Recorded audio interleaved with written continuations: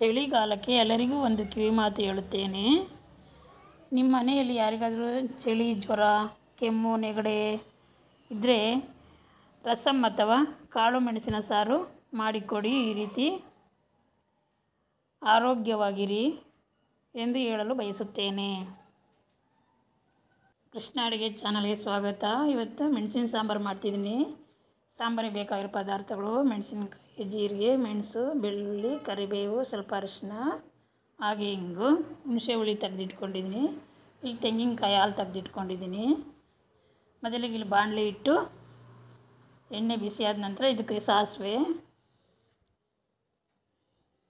ಜೀರಿಗೆ, ಬೆಳ್ಳುಳ್ಳಿ ಜಜ್ಜಿಟ್ಕೊಂಡಿದ್ದೆ, ಬೆಳ್ಳುಳ್ಳಿ, ಕರಿಬೇವು, 4 ಮೆಣಸಿನ್ಕಾಯಿ ಮುರಿದಿಟ್ಕೊಂಡಿದ್ದೀನಿ. ಇದೆಲ್ಲ ಚೆನ್ನಾಗಿ ಎಣ್ಣೆಯಲ್ಲಿ ಹುರ್ಕೊಳ್ತೀನಿ. ಈಗ ಈ ರೀತಿ ಹುರ್ಕೊಂಡಿದ್ದಾಗಿದೆ. ಈಗ ಸ್ವಲ್ಪ ಹಿಂಗೆ ಸೇರಿಸ್ಕೊಳ್ತೀನಿ. ಹಿಂಗೆ ಆರೋಗ್ಯಕ್ಕೆ ತುಂಬ ಒಳ್ಳೆಯದು. ಹುಣಸೆಹಣ್ಣು ಕಲಸಿಟ್ಕೊಂಡಿದ್ದೆ, ಹುಣಸೆಹಣ್ಣು ನೀರು, ಸ್ವಲ್ಪ ಕಾಯಿ ಹಾಲು. ಈ ಟೈಮಲ್ಲಿ ಈಗ ಪೆಪ್ಪರ್ ಪೌಡರು, ಸ್ವಲ್ಪ ಅರಿಶಿಣ, ಸ್ವಲ್ಪ ರುಚಿಗೆ ತಕ್ಕಷ್ಟು ಉಪ್ಪು ಹಾಕಿ ಚೆನ್ನಾಗಿ ಮಿಕ್ಸ್ ಮಾಡ್ಕೋಬೇಕು. 5 ನಿಮಿಷ ಇದು ಕುದಿಯೋಕ್ಕೆ ಬಿಡ್ತೀನಿ.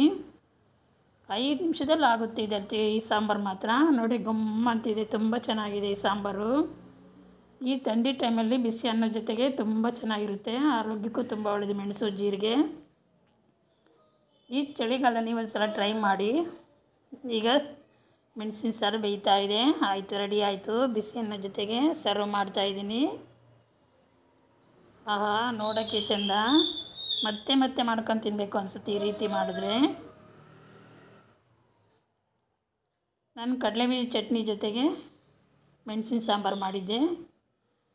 ಈ ಒಂದು ಸಲ ಇದೇ ರೀತಿ ಕಡಲೆಬೀಜ ಚಟ್ನಿ ಮಾಡಿಕೊಂಡು ಈ ರೀತಿ ಮೆಣಸಿನ ಸಾಂಬಾರು ಮಾಡಿಕೊಂಡು ಈ ಚಳಿಗಾಲದ ಬಿಸಿ ಅನ್ನೋ ಜೊತೆಗೆ ಹಾಕ್ಕೊಂಡು ಊಟ ಮಾಡಿ ಮತ್ತೆ ಮತ್ತೆ ಮಾಡ್ಕೊಂಡು ತಿನ್ನಬೇಕು ಅನಿಸುತ್ತೆ.